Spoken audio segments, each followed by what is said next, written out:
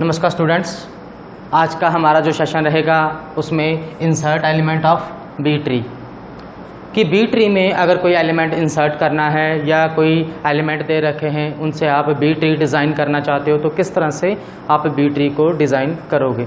इसके लिए मान लीजिए आपके पास एलिमेंट है 1 2 3 4 5 6 7 8 9 एंड 10 एलिमेंट आपको एक असेंडिंग ऑर्डर में दे रखे हैं और उनसे आपने अपनी बी ट्री डिज़ाइन करनी है।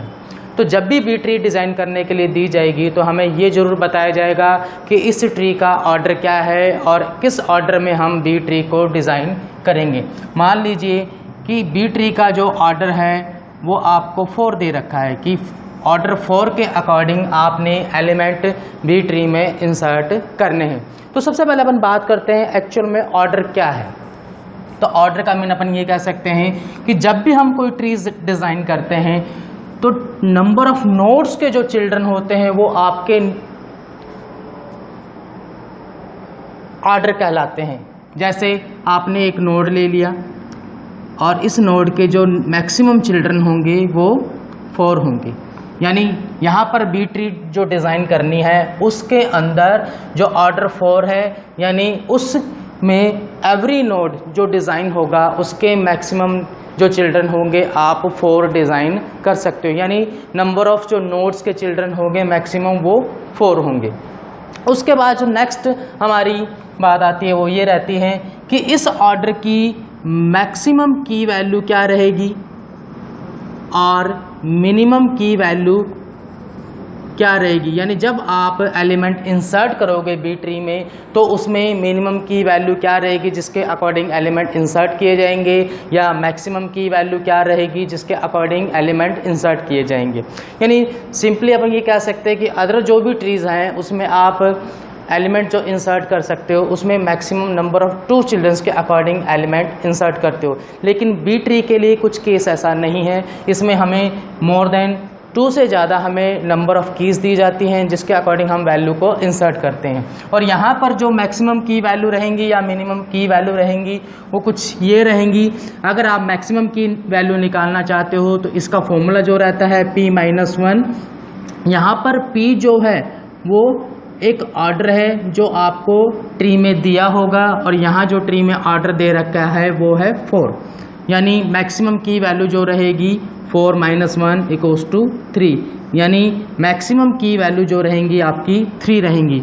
उसी तरह से मिनिमम जो की वैल्यू रहेंगी P/2 - 1, यानी 4/2 - 1 = रहेगा आपका 2 - 1 = 1, यानी यहाँ पर जो मिनिमम की वैल्यू रहेगी वो 1 रहेगी और मैक्सिमम जो की वैल्यू रहेगी वो आपकी 3 रहेगी। यानी 3 और 1 के अकॉर्डिंग अगर हम इसके नोड डिज़ाइन करें तो वो किस तरह से बी ट्री के रहेंगे वो अपन देखते हैं। तो सबसे पहले अपन बात करते हैं मिनिमम की वैल्यू नोड के लिए। अगर आप मिनिमम की वैल्यू के लिए इसका जो स्ट्रक्चर रहेगा या इसका नोड जो स्ट्रक्चर रहेगा वो कुछ इस तरह से रहेगा, क्योंकि हमारी मिनिमम की वैल्यू जो है वो 1 है तो ये आपका नोड यानी कि रूट नोड हो गया 1, और एक यहाँ और एक यहाँ, और ये आपका 1 हो गया। यानी यहाँ पे जो पहला बॉक्स है वो डिनोट करता है ब्लॉक पॉइंटर, यानी BP का मतलब ब्लॉक पॉइंटर, या आप इसको ट्री पॉइंटर भी बोल सकते हो। इसी तरह से यहाँ भी ये BP होगा या ट्री पॉइंटर होगा, यानी यहाँ जो वैल्यू आएगी वो लेफ़्ट चिल्ड्रन की होगी और यहाँ जो वैल्यू आएगी वो राइट चिल्ड्रन की वैल्यू होगी। और यहाँ पर रिकॉर्ड पॉइंटर एक की वैल्यू के रूप में स्टोर रहता है। यहाँ जो वैल्यू आएगी वो आएगी की वैल्यू और इसका कोई ना कोई रिकॉर्ड पॉइंटर होगा। यहाँ रिकॉर्ड पॉइंटर का मतलब ये है, ये आपका रिकॉर्ड पॉइंटर। यहाँ रिकॉर्ड पॉइंटर का मतलब ये है कि आपका जो पॉइंटर है वो डिस्क में किस लोकेशन पर स्टोर है।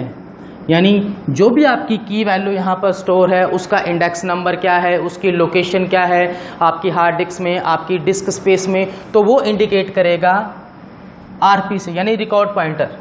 यानी जब भी मिनिमम की वैल्यू के अकॉर्डिंग आप अपना नोड डिज़ाइन करोगे तो उसके अकॉर्डिंग जो रहेगा, स्टार्टिंग की जो बॉक्स है वो आपका ब्लॉक पॉइंटर बताता है, सेंटर का जो बॉक्स है वो आपकी की वैल्यू या और रिकॉर्ड पॉइंटर बताता है, एंड नेक्स्ट जो आपका बॉक्स है वो आपका ट्री पॉइंटर या ब्लॉक पॉइंटर बताता है, जहां पर आप राइट चिल्ड्रन को अटैच करोगे या राइट नोड को ऐड करवाओगे। उसी तरह से यहाँ पर जो राइट वाला है यानी जो लेफ़्ट वाला है यहाँ पर लेफ़्ट चिल्ड्रन ऐड होगा। यानी आप मिनिमम ट्री का या मिनिमम जो की वैल्यू रहेगी ऑर्डर ऑफ 4 के लिए, उसका जो नोड स्ट्रक्चर रहेगा डेटा स्ट्रक्चर के अकॉर्डिंग वो कुछ इस तरह से रहेगा। इसी तरह से अगर अपन मैक्सिमम की वैल्यू के लिए इसका नोड स्ट्रक्चर डिज़ाइन करें तो वो कुछ इस तरह से रहेगा। ये आपका मैक्सिमम की वैल्यू स्ट्रक्चर। हमें पता है कि 4 ऑर्डर के लिए जो मैक्सिमम की वैल्यू स्ट्रक्चर था वो आपका 3 था, तो हमने क्या करना है, यहाँ पर 3 की वैल्यू के अकॉर्डिंग नोड स्ट्रक्चर बनाना है। ये फर्स्ट डीपी यानी ब्लॉक पॉइंटर, ये आपकी की वैल्यू, ये इसका आरपी यानी रिकॉर्ड पॉइंटर, फिर वापस और कुछ इस तरह से रहेगा। ये की वैल्यू और ये रिकॉर्ड पॉइंटर, ये की वैल्यू और ये रिकॉर्ड पॉइंटर। आपका ये वाला जो ब्लॉक रहेगा ब्लॉक पॉइंटर, ये भी ब्लॉक पॉइंटर, और एंड ये वाला जो रहेगा आपका ब्लॉक पॉइंटर, और यहाँ पर ये वाला जो बॉक्स रहेगा ब्लॉक पॉइंटर। यानी स्टार्टिंग का ये जो बॉक्स है ये आपका ट्री पॉइंटर है जहाँ पर लेफ़्ट नोड ऐड होगा, और ये वाला है जो आपका राइट नोड के लिए। इसी तरह से यहाँ भी और यहाँ भी।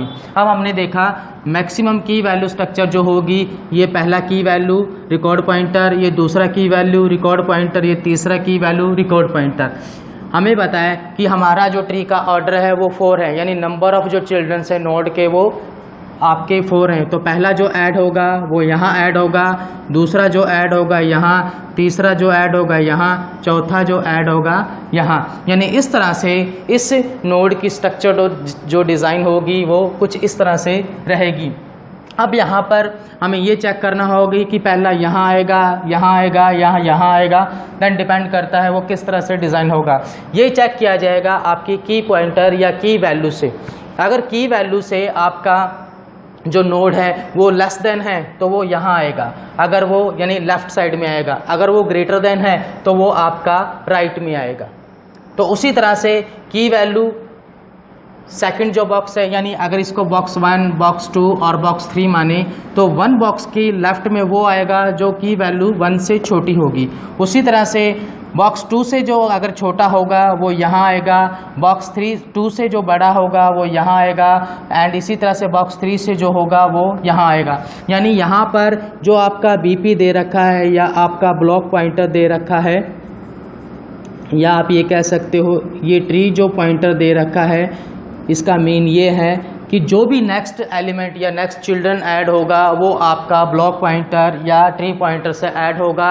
देन डिपेंड करता है कि कौन से ब्लॉक पॉइंटर की वैल्यू ग्रेटर है और कौन से ब्लॉक पॉइंटर की वैल्यू लेस देन है, डिपेंड करेगा की वैल्यू से। यानी जो भी एलिमेंट यहाँ ऐड होगा या इंसर्ट होगा उसका कंपैरिजन होगा की वैल्यू से। अगर कंपैरिजन में लेस देन मिला तो लेफ़्ट की तरफ, अगर कंपैरिजन में ग्रेटर देन मिला तो राइट की तरफ ब्लॉक पॉइंटर में ऐड होगा। तो इस तरह से हम की वैल्यू की स्ट्रक्चर को डिज़ाइन कर सकते हैं।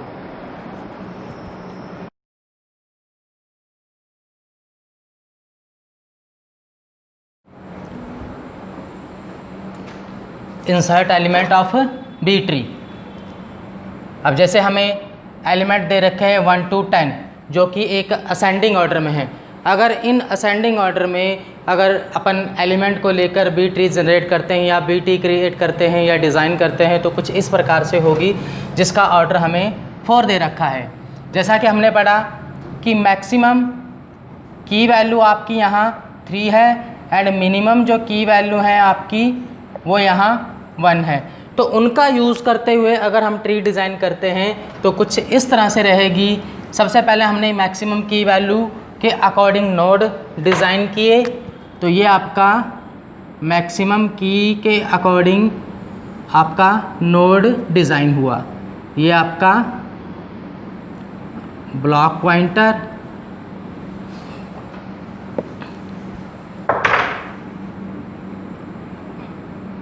ये फर्स्ट एलिमेंट के लिए, सेकंड ये आपका ब्लॉक पॉइंटर, ये भी ब्लॉक पॉइंटर, और इधर ये भी ब्लॉक पॉइंटर, देन ये भी ब्लॉक पॉइंटर।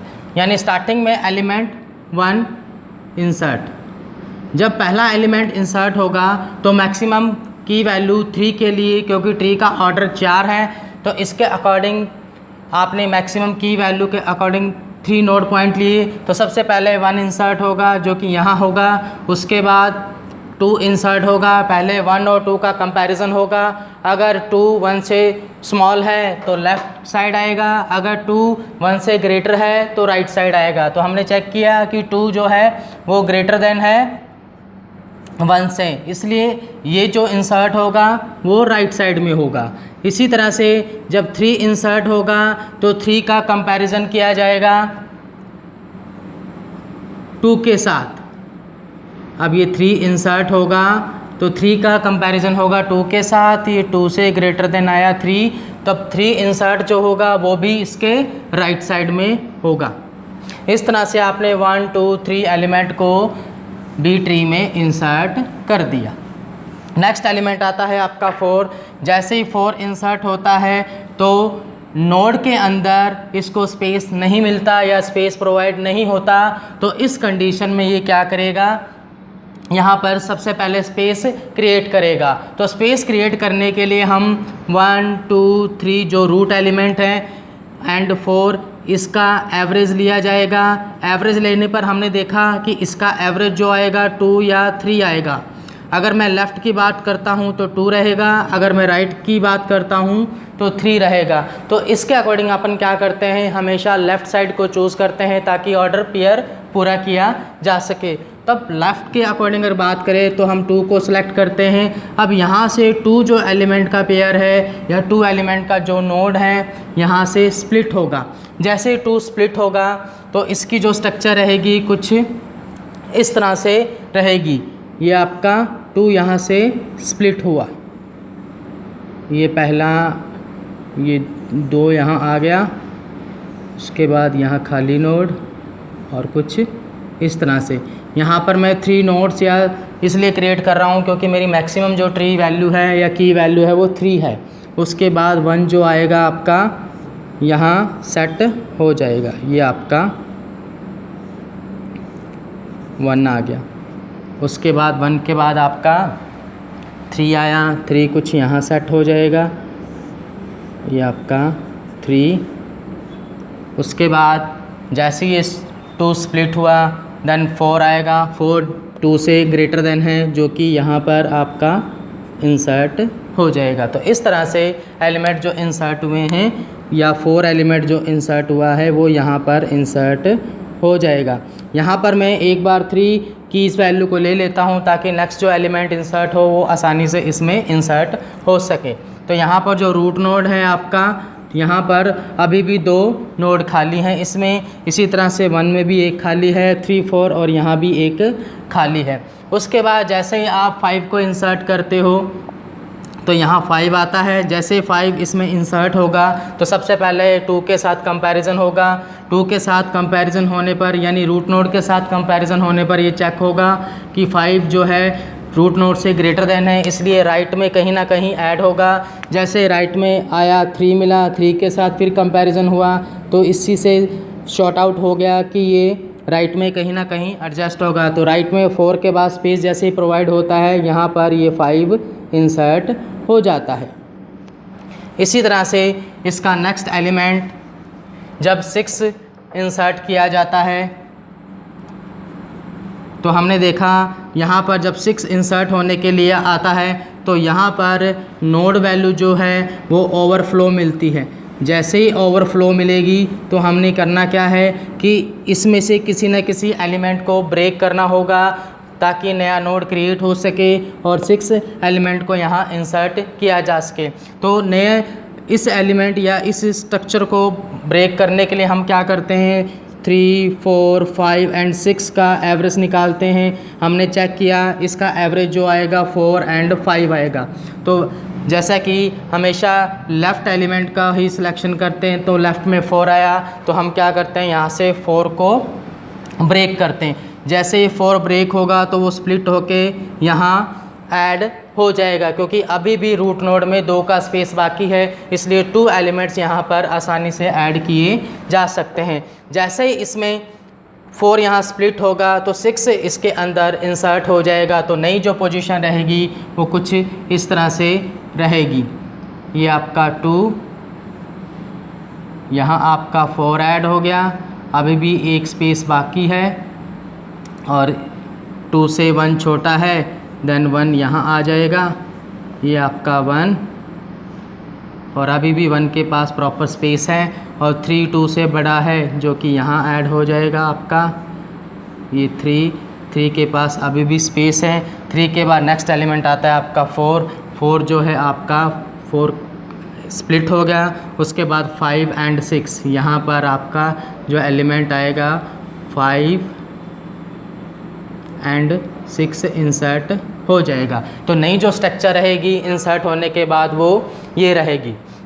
इसी तरह से जब नया एलिमेंट ऐड किया जाता है, यानी जब नेक्स्ट एलिमेंट, जैसा कि स्ट्रक्चर में 7 है, जब 7 को इंसर्ट किया जाएगा तो 7 का कंपैरिजन होगा 2 और 4 के साथ। जैसे ही कंपैरिजन होता है तो कंपैरिजन ग्रेटर देन मिलेगा जो कि राइट साइड में सेट होगा। यानी जो ट्री की स्ट्रक्चर है इसमें जो नया एलिमेंट इंसर्ट हो रहा है वो कंपैरिजन होने के बाद राइट एलिमेंट में इंसर्ट होगा, क्योंकि उस एलिमेंट या नोड या ट्री चिल्ड्रन की वैल्यू जो है वो रूट एलिमेंट से ग्रेटर है। यानी हमने जो एलिमेंट यहाँ लिए हैं वो सारे के सारे असेंडिंग ऑर्डर में, इसलिए जितने भी एलिमेंट ऐड होंगे वो सारे के सारे राइट साइड में ऐड होंगे। तो जैसे 7 इंसर्ट हुआ तो यहाँ पर कंडीशन में यानी नोड में एक स्पेस खाली है तो 7 आसानी से इसके अंदर इंसर्ट हो जाएगा। जैसे मैं यहाँ पर नया एलिमेंट 8 इंसर्ट करता हूँ तो मैंने देखा 8 इंसर्ट करने पर यहाँ पर इसको इंसर्ट किया जाता है, यानी सबसे पहले 2 एंड 4 के साथ कंपैरिजन होगा, फिर 5 एंड 6 के साथ कंपैरिजन होगा।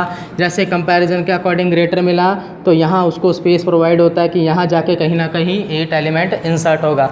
लेकिन जैसे ही वो यहाँ रूट पे आता है या इस नोड में आता है तो उसको स्पेस प्रोवाइड नहीं होता, तब यहाँ जो कंडीशन क्रिएट होती है वो ओवरफ्लो की कंडीशन क्रिएट होती है। इस सिचुएशन में हमें ये नोड ब्रेक करना होगा और ब्रेक करने के लिए हम 5, 6, 7 एंड 8 का एवरेज निकालते हैं। जैसे ही एवरेज निकाला तो एवरेज के अकॉर्डिंग इसका एवरेज 6 या 7 आता है और अकॉर्डिंग टू रूल हम 6 यानी लेफ़्ट नोड को सिलेक्ट करते हैं। यानी अब हमारा जो ब्रेक होगा वो 6 होगा, तो 6 को यहाँ से आप स्प्लिट करोगे ऊपर की तरफ। जैसे ही वो ऊपर की तरफ आया तो यहाँ पर एक स्पेस खाली पड़ा है।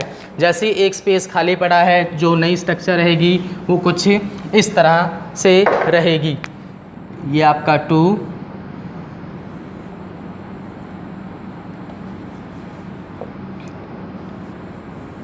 ये आपका यहाँ 2, उसके बाद ब्लॉक पॉइंटर 4, ये फिर ब्लॉक पॉइंटर यहाँ 6 से पहले यहाँ आ जाएगा आपका 1, ये अभी भी स्पेस खाली है। इसके बाद यहाँ जो आएगा आपका 3, यहाँ भी आपका स्पेस खाली है।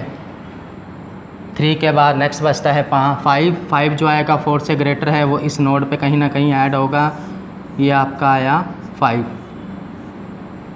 के बाद आता है आपका 7। जैसे आप 7 डालते हो तो नेक्स्ट जो है या 7 जो वैल्यू है आपकी वो 6 से ग्रेटर है, तो कुछ इस तरह से यहाँ पर नोड क्रिएट हो जाएगा। यहाँ आता है आपका 7, यहाँ आता है 8 और ये आपका स्पेस खाली है। तो 8 इंसर्ट होने के बाद नई स्ट्रक्चर जो बनती है वो कुछ इस तरह से बनती है।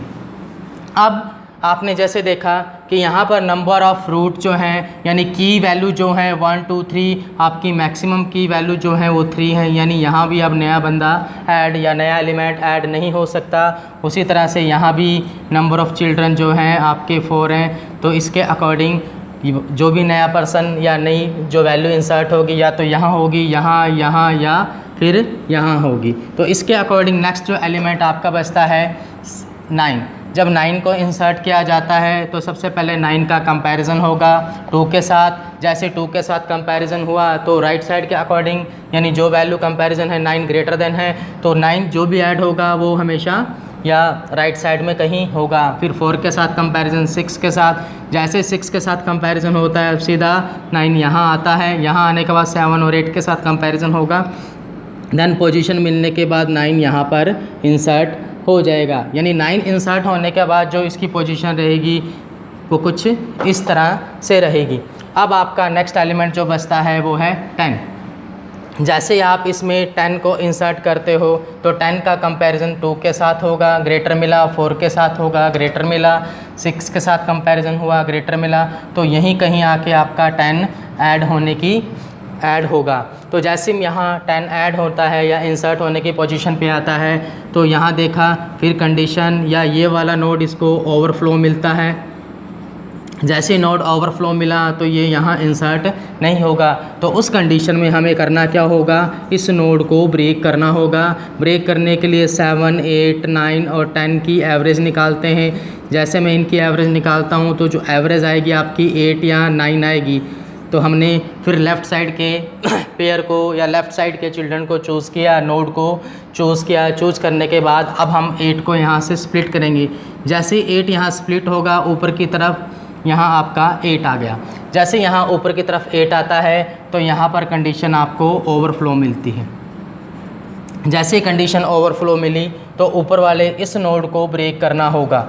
जैसे इस नोड को ब्रेक करेंगे तो यहाँ पर 2 4 6 और 8 का एवरेज लेना होगा। इनका जब एवरेज निकाला तो एवरेज वैल्यू आई 4 एंड 6 के अकॉर्डिंग।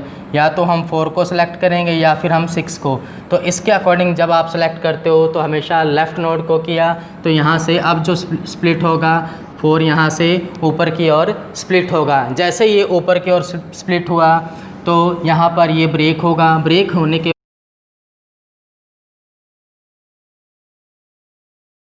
लेते अपन, ये आपका 6 आ गया, इधर 5 हो जाएगा और यहाँ 7 के बाद यहाँ 8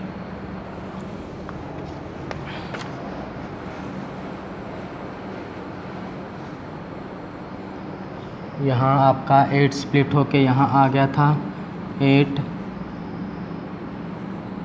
ये 7 आ गया और इसके पेयर में ये 9 और ये 10।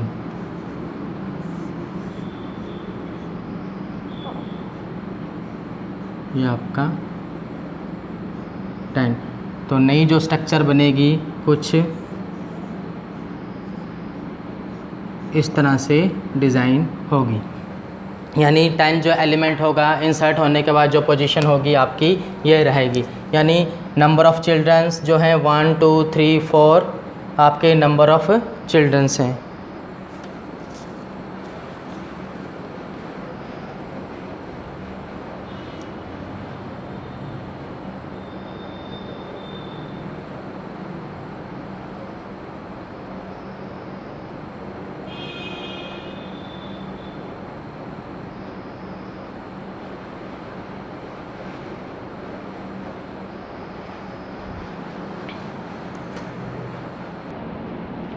इंसर्ट होने के बाद जो हमारी नई स्ट्रक्चर रहेगी बी ट्री की वो कुछ इस तरह से रहेगी 4 2 1 3 4 8 5 7 9 एंड बटन। तो इस तरह से हम किसी भी यानी कि बी ट्री के अंदर अपने एलिमेंट को इंसर्ट कर सकते हैं। इंसर्ट करने के लिए हमें ये चेक करना होगा कि सबसे पहले इंसर्ट होने वाला एलिमेंट का कंपैरिजन होगा रूट नोड के साथ। जैसे कंपैरिजन हुआ तो चेकआउट होगा, अगर वो लेस देन है तो लेफ़्ट साइड में इंसर्ट होगा, अगर वो ग्रेटर देन है तो राइट साइड में कहीं ना कहीं नोड में इंसर्ट होगा। यानी इसके अकॉर्डिंग बी ट्री के अकॉर्डिंग जब भी वैल्यू इंसर्ट होगी तो हमें उसके पेयर के अकॉर्डिंग की वैल्यू के अकॉर्डिंग हम काम करेंगे। यानी उसकी मैक्सिमम की वैल्यू कितनी है एंड मिनिमम की वैल्यू कितनी है एंड ट्री का ऑर्डर क्या है, जिसके अकॉर्डिंग हम अपनी एलिमेंट को या बी ट्री में एलिमेंट को इंसर्ट करेंगे। Thank you.